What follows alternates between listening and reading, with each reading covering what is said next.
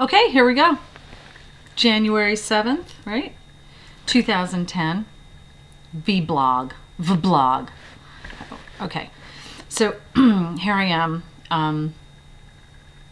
Yeah, it occurred to me that like my room must look really weird because I'm like right against this room is weird. I mean, there's no doubt about it.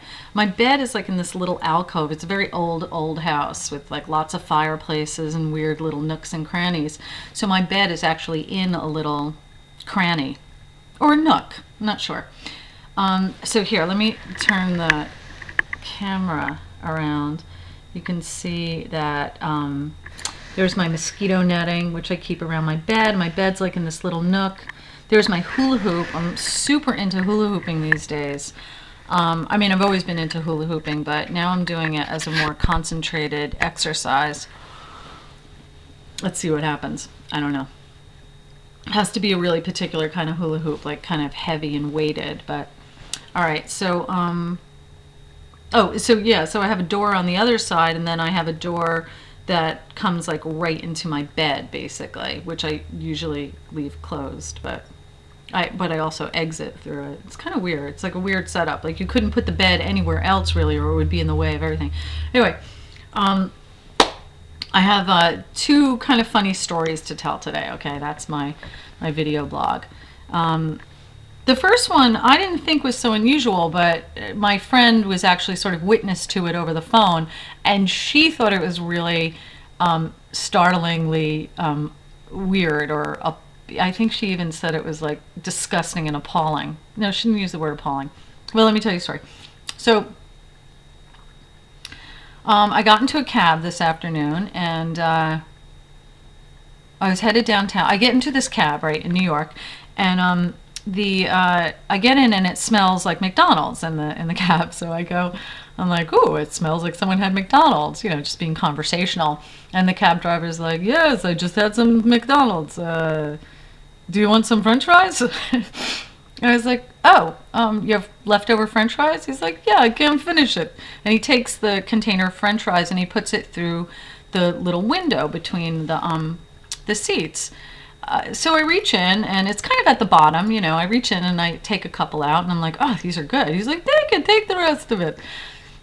So I do. So I take the French fries, and they're like salty and good, and I haven't had McDonald's French fries in forever. So I was really enjoying them.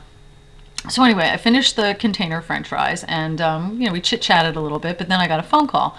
So I'm on the phone with my friend, and we're just talking for a little bit, and then I'm like, hang on a second, I'm getting out of the cab. So I give the cab driver his money, and I'm like, thank you, and thanks for the French fries.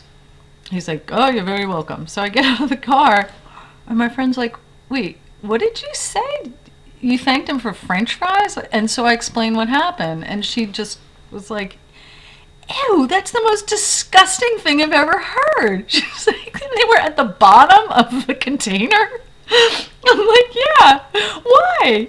And she's like, but where do you think a cab driver's hands have been, okay? It's like down their pants, in their nose, touching money, and you ate the French fries at the bottom of the barrel? I don't know. I just didn't think of it that way. I guess in a way I'm kind of like, I'm like the opposite of a germ phobe. I just don't think about germs, really. I mean, I think about them like in terms of spreading bacteria and viruses and stuff, which, well, I guess that's what that's all about. I don't know. Yeah, I mean, that's the same thing. I mean, viruses and stuff like that for, to like in the spread of colds. That's what I mean. I think about it more that way, not in the like sort of ick factor. Like, where do you think a cab driver's hands have been? Well, I don't. I just didn't think about that at all. Speaking of viruses and bacteria, my friend who is a doctor told me that they were doing like a class on resuscitation, and she learned in her class that the Native Americans, in order to try and resuscitate someone, used to literally blow smoke up their ass. And that's and that's where we get the expression blowing smoke up someone's ass, because the endeavor was never successful. That's really not the way to bring air into someone's lungs. It's sort of the wrong orifice. So, anyway, oh my God, this is like stand up. Because speaking of asses, listen to this story. This friend of mine told me, I haven't talked to her in a while, and I'm like, yeah, what's going on? How are you?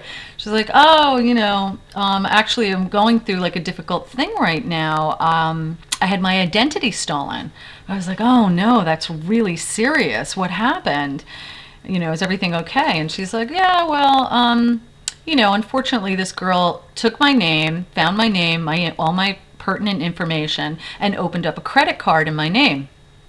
And then went and had plastic surgery. I was like, you're kidding. She's like, yeah. And you know what she had done? Butt implants. Who gets butt implants?